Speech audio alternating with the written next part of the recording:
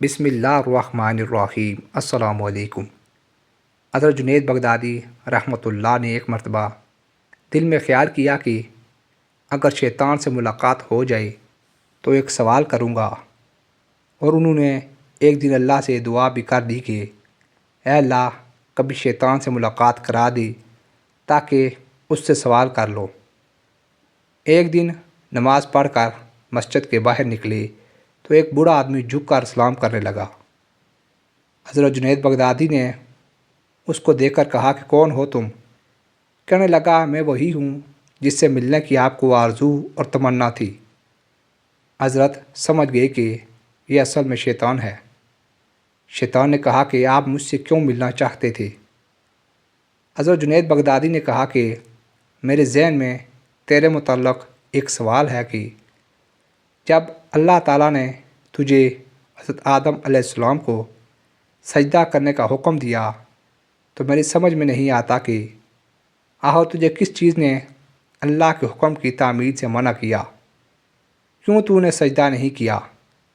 کیا اللہ کی عظمت کو نہیں جانتا تھا؟ ارے تجھے اللہ کی معرفت حاصل تھی، اللہ تعالیٰ کی عظمتوں اور جلالتوں سے تو واقف تھا۔ اس قدر اللہ کی قربت رکھنے کے باوجود جب اللہ نے تجھے حکم دیا کہ آدم کو سجدہ کر تو نے سجدہ نہیں کیا۔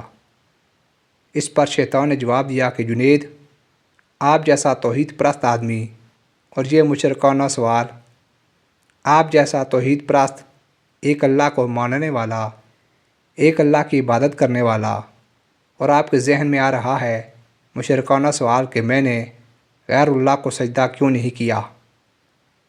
کہنے لگا کہ آدم تو غیر خدا تھے، خدا تو نہیں تھے، میں غیر اللہ کو کیوں سجدہ کر لیتا؟ آپ جیسا توحید پرست آدمی ایسا مشرکانہ سوال میرے سے کر رہا ہے، بڑے افسوس کی بات ہے۔ حضرت جنید بغدادی کہتے ہیں کہ جب اس نے یہ بات مجھ سے کہی تو مجھے لگا کہ ہاں یہ تو ٹھیک کہہ رہا ہے، اور پھر تھوڑی دیر کے لیے مجھے ایسا معلوم ہوا کہ میرا ایمان سلب ہو رہا ہے، اس لیے میں سناٹے میں پڑ گیا، ہوش و حواس باقی نہ رہی۔ میں سوچنے لگا کہ اس کو کیا جواب دے سکتا ہوں، اس لیے کہ جب وہ کہہ رہا ہے کہ تم ایک اللہ کو ماننے والے ہو اور مجھے پوچھتے ہو کہ آدم کو سجدہ کیوں نہیں کیا۔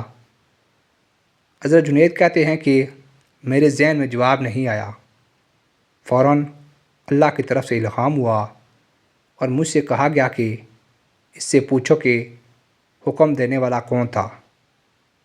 حکم دینے والا جب خود کہہ رہا ہے کہ فلاں چیز کو سجدہ کرو تو توحید اسی کا نام ہے کہ اس کی بات کو مان لیا جائے۔